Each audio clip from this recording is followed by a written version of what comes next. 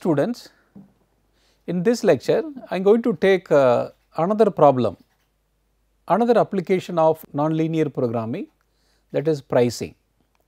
So, the agenda for this lecture is application of nonlinear programming for pricing. The pricing and revenue management for multiple customer segments. What is the meaning of multiple customer segments? Customers, there are different types of customers, say customer 1, customer 2, maybe customer 1 and customer 2.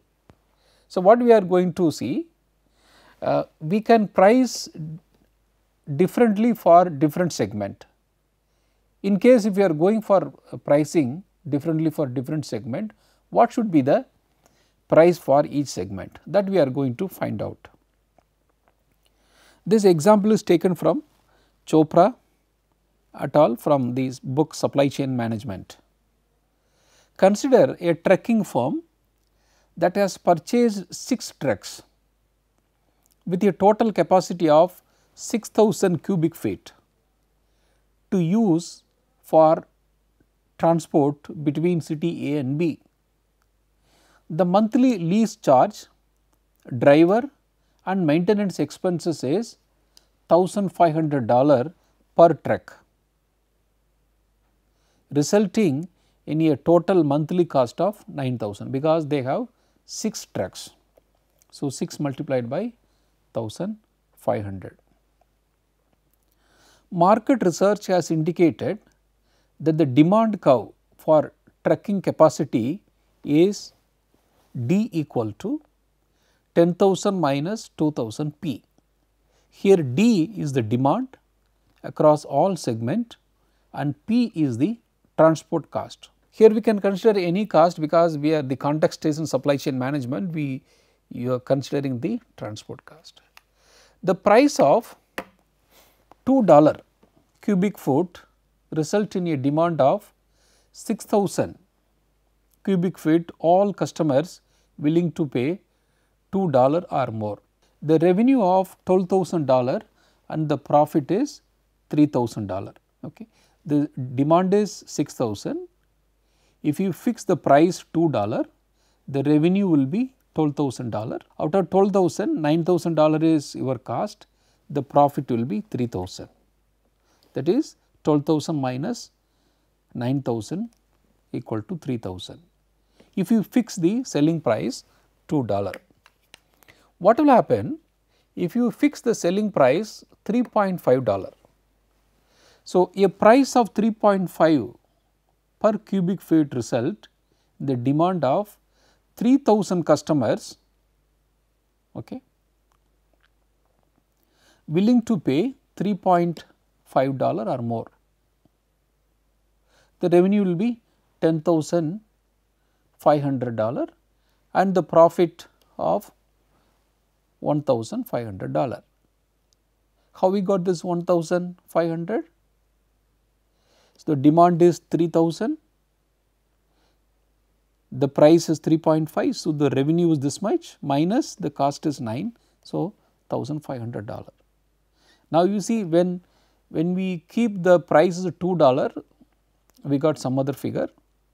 When we keep the price as $3.5, we are getting some other figure. The real question is whether the 3,000 cubic feet of demand at a price of $3.5 can be separated from 3,000 additional cubic feet of demand generated at a price of $2,000 per cubic feet. The question is whether we can split the demand. What way? Say out of 6,000, 3,000 we can price for $3.5, the remaining 3,000 for $2. So, the revenue management comes how to split this demand. One way is, if somebody willing to book in advance, for them we can fix the lesser price, that is $2,000. Some people are coming and asking, okay, to book for at the last minute. For that people who are willing to pay, for that people you can charge $3.5. Revenue generated by pricing for one segment. If company assume that all demand come from a single segment and the demand cannot be separated, the optimal price is $2.5 per cubic feet. How we got this $2.5? So, what is the revenue? Revenue is demand multiplied by price minus cost. So, here demand is, the demand equation is given. So, 10,000 minus 2000 P, so multiplied by P minus 9,000, because 9,000 is cost. So, when you simplify this, revenue is 10,000 P minus 2000 P square, okay, minus 9,000. So, this revenue has to be differentiated with respect to P and equated to 0. So, what I am going to do? dr by dP equal to 0. So, what will happen? This will become 10,000 P. So, when you differentiate this with respect to P, so 10,000 minus 4,000 P equal to 0. So, 10,000 equal to 4,000 P. So, the value of P is $2.5. So, the optimal selling price is $2.5, resulting in a demand of, when you substitute this 2.5 here, the demand will become 5,000 and the revenue will become 12,500. So, when you substitute in this revenue function. However, if the company can differentiate the segment that buys 3000 cubic feet for $3.5 from the segment that buys 3000 cubic feet only at $2. So, the firm can use revenue management to improve revenue and profit. So, what we are going to do? We are going to split into two segments. One is selling at $3.5, another one is selling at $2. The company should charge $3.5 for the segment willing to pay that the price and $2 for the 3000 cubic feet that they sell only at the lower price. The firm thus extra revenue of $10,500 from the segment who are willing to pay 3.5. So, how we got $10,500? Because 3000 multiplied by 3.5 minus 9,000. The company should charge $3.5 for the segment willing to pay that the price and $2 for the 3000 cubic feet that sell only at the lower price. Thus, the firm extract revenue of $10,500. How we got this $10,500? 3000 multiplied by 3.5 from the segment willing to pay 3.5. That is the revenue. The revenue of $6,000 from the segment willing to pay $2 per cubic feet. Okay. So, how we got $6,000? 3000 multiplied by 2. So, the total revenue, that is $6,000 plus $10,000 will be $16,500 as shown in figure. So, what we understand that when you split the demand and charge differently for different segment, okay, your revenue is increasing. You see that first 3000 cubic feet, the demand is sold for $3.5. The remaining 3000 sold for only $2. So, the overall revenue is $16,500. So, there is a significant improvement in the profit. That is the benefit of revenue management. There are two fundamental issues in revenue management. First, how can the firm differentiate between two segments and structure its pricing to make one segment pay more than other?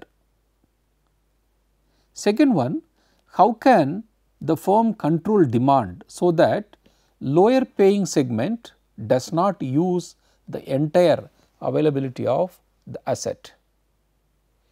This is similar to our railway Tatkal booking. In Tatkal booking there are certain number of seats,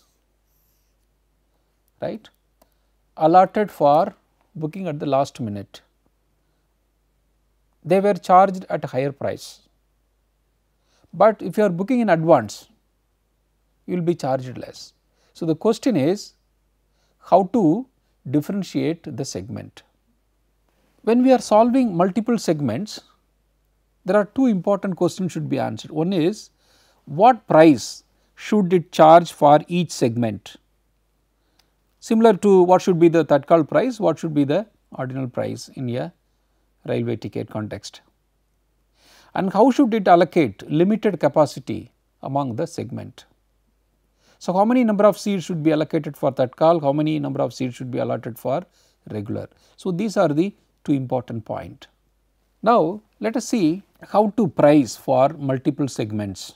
Consider a supplier of a product that has identified k distinct customer segment that can be separated. Assume that the demand curve for a segment I is given by, we assume linear demand. Demand is equal to A minus B P I.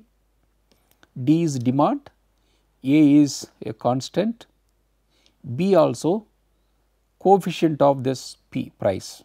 So, in the pricing what will be the objective function? The supplier has a cost C of production per unit and must decide on the price P to charge each segment. So, D is resulting demand from segment I. The goal of the supplier is, right, to price so as to maximize its profit. So, now the pricing problem is P minus C, this is my profit. What is the P? Selling price minus cost. What is this term A minus BP? That is the demand. So, my profit need to be maximized. You see that P minus C and A minus BP, when you multiply, this objective function become nonlinear. So, where we need the concept of nonlinear problem here. Here we did not consider the capacity, okay. So, that is optimal price without capacity constraint. We are not considering the capacity, just we are going to fix only the price. So, what we have done? So, this is my revenue function. So, assume that this is revenue R. So, I want to know what should be the selling price. So, we have the revenue function R equal to P minus C per unit profit multiplied by this demand. Now, we to know the optimal price P. So, I am going to take this function as a R revenue function. I am cross multiplying PA minus P square B minus CA plus BCP. I am going to differentiate this function with respect to P and equate it to 0. So, when I differentiate, this will be A minus 2PB BC, P will be 1 BC. So, I need P value. So, minus 2PB equal to minus BC minus A. So, I am removing minus on both sides. 2PB equal to A plus BC. So, I am dividing by 2B on both sides. So, P equal to A by 2B plus C by 2. So, this is the same equation what we are getting, P equal to A by 2B plus C by 2. So, this will say for each segment what should be the selling price. Now, if you consider the constraint, capacity constraint, for example, Q is the maximum capacity, here demand. So, our objective function we know maximizing our profit. So, the demand is say less than or equal to Q, A minus BP is less than the demand. Suppose if you are stocking the unit, okay, obviously your say shop will have a constraint on storing. So, that is nothing but your Q. So, now this problem is a nonlinear problem because the P square is coming. Now, We will take a sample problem, pricing for multiple segments. Okay. A contract manufacturer has identified two customer segments for its production capacity. One willing to place an order more than 1 week in advance, so he will be charged less. The other is willing to pay higher price as long as it can provide less than 1 week notice for production. The customers that are unwilling to commit in advance are less price sensitive and have a demand curve D1 equal to 5000 minus 20 P1. Customer willing to commit in advance are more price sensitive and have a demand curve of D2 equal to 5000 minus 40 P2. The production cost is $10 per unit. So, what we need to know, what price should the contract manufacturer charge each segment if its goal is to maximize the profit. Second one, if the manufacturer were to charge a single price over a both segment, what should be the selling price? So, how much increase in profit does the differential pricing provide? If the total production capacity is limited to 4000 units, what should be the contract manufacturer charge each segment? So, these 4 questions we are going to answer. The first question is, what should be the price? So, without capacity constraint, the differential prices to be charged each segment are given by this equation we have derived just now, P equal to A by 2B plus C by 2. P is the price, C is cost, A is in a demand function the constant, B is the coefficient of price. So, for each segment the demand function is given D1 equal to 5000 minus 20 P1, D2 equal to 5000 minus 40 P2. So, for P1 A is 5000 divided by 220 plus the C we know that 10 by 2. So, the selling price is $130 for segment 1. For segment 2, A is 5000 divided by 2B, 2B is here 40, coefficient of your P2 plus 10 by 2, here the selling price is $67.5. So, the demand D1, when I substitute this P1 P2 value, the demand D1 is, I am substituting in this equation 4400, D2 is 2300. So, the total profit is, so 2400 multiplied by its selling price 130 plus 2300 multiplied by its selling price $67.5 minus the cost. What is the cost? We know that 4700 is the overall demand, 2400 plus 2300. So, 10 multiplied by 4700. So, the cost is $420,250. That is the total profit, not cost, it is the total profit. That is $420,250, otherwise $4,20,250. The second question is, if the manufacturer were to charge a single price over both segment, what should be that price? Okay. So, what we have to do? We have to maximize our profit. So, segment 1 P minus 10, this is the demand. Okay. This is for segment 2. Instead of P1 P2, I am going to substitute only P because the price is going to be same. So, what I can do, this number P minus 10 is constant, I can bring on the left hand side. So, when we simplify, this will be 10,000 minus 60 P. Now, this is looking like our demand function. Okay. We know that P equal to A by 2B plus C by 2. Okay. So, here A is right the demand function, it is a 10,000 2B is 2 into 60, this 10 by 2 is same. So, it is $88.33. So, if you are selling at same price for both segment, the selling price should be $88.33. So, how much increase in profit does the differential pricing provide? The demand from two segment is, so D1 we got when we are going for same price 3233.40, D2 is 1466. So, the total profit is total demand multiplied by per unit profit, that is 3,68,166. Initially, if you go for differential pricing, we got 4,20,250, where we got this value, this one. Now, when you go for same price, right, the profit is this much.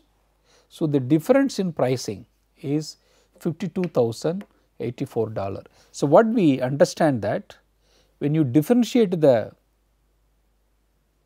price for different segment, your overall profit is increasing.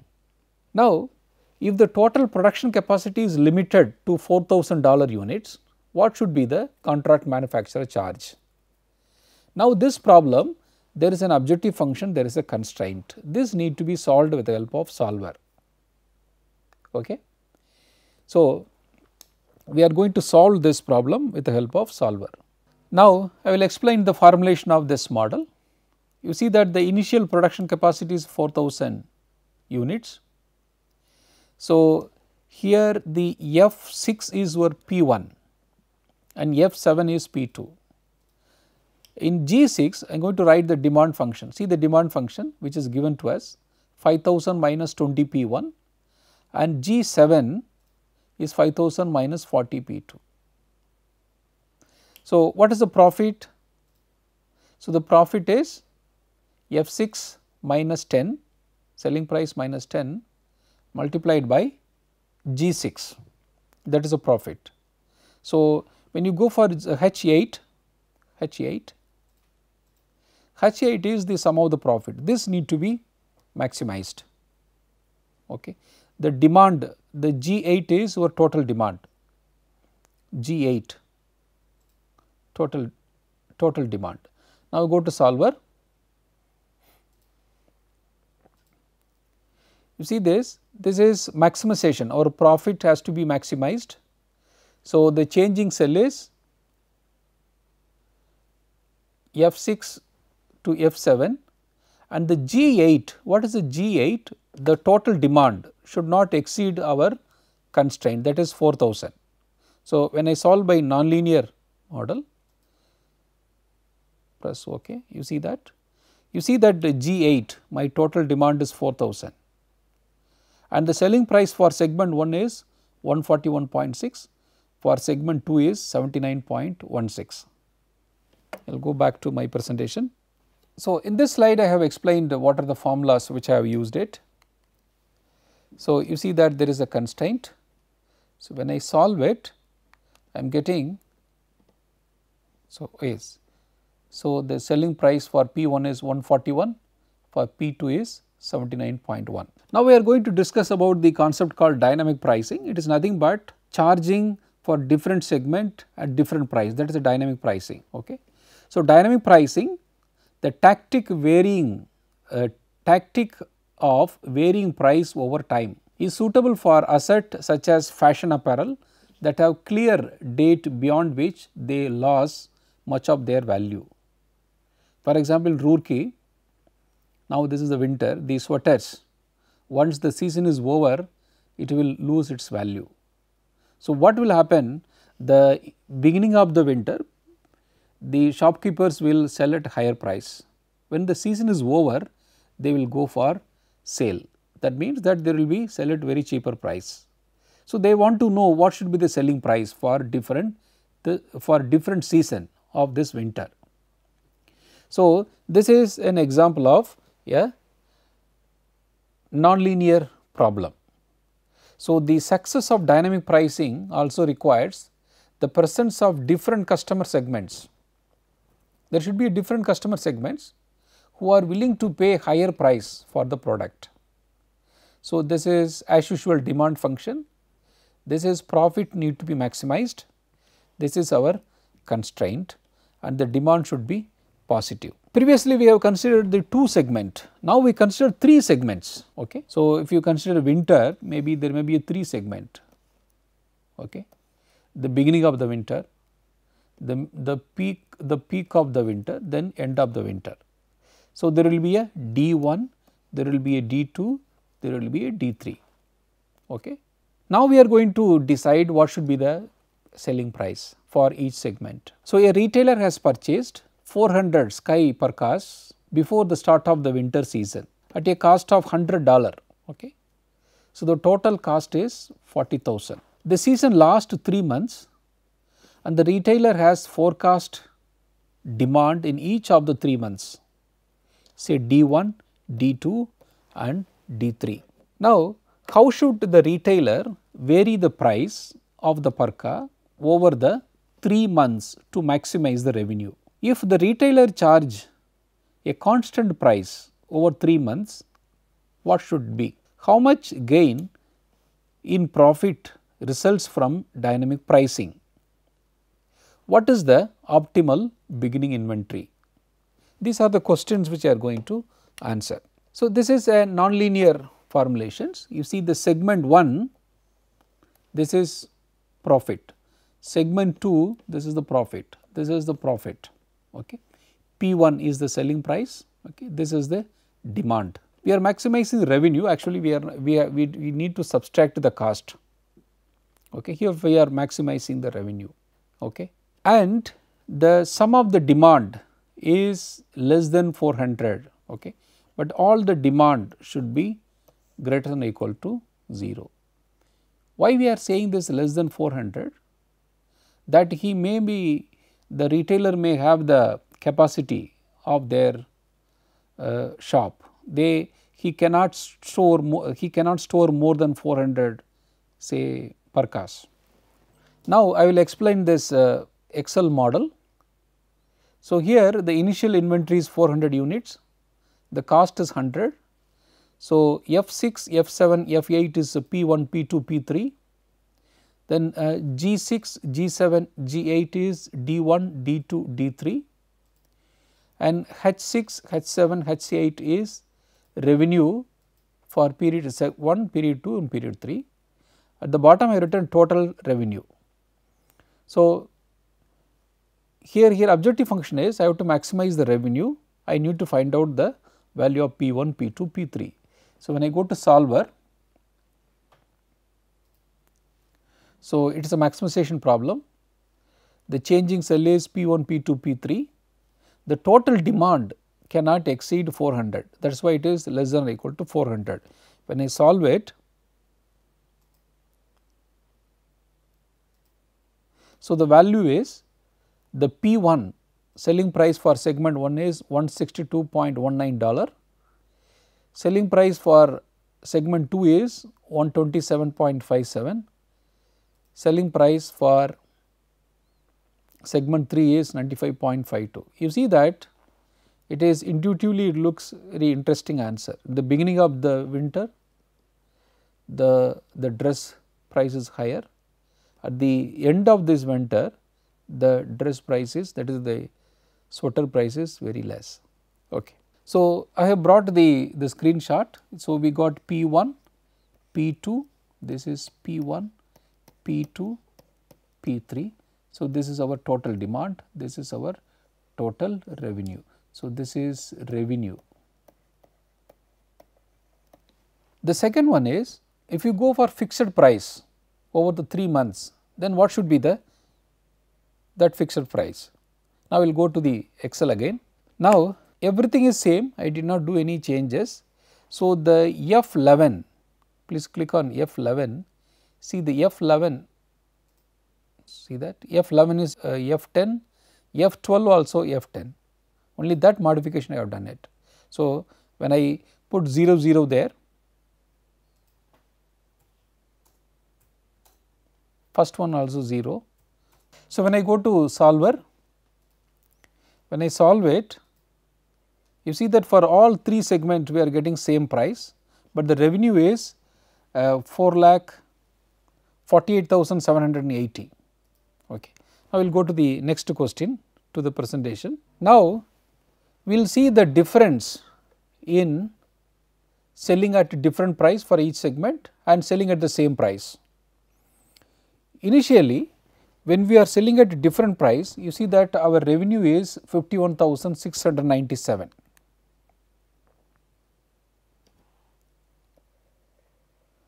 Now, if you are selling at the same price, our revenue is 48,780. So, the increase in revenue 2,917.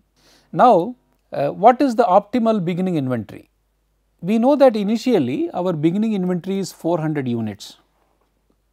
Now, the question is asked, even though it is a 400 units, what should be our optimal beginning inventory, whether we should, it is necessary to stock 400 units or we can stock less than 400 so that our revenue is maximized.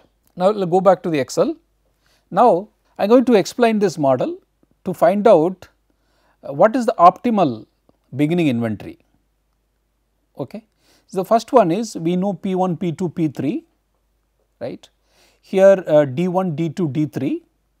Now, here I am going to find the optimal profit. In the previous problem, we have maximized the revenue, but here we are going to maximize the profit. For example, see the J14 is H3. What is a H3?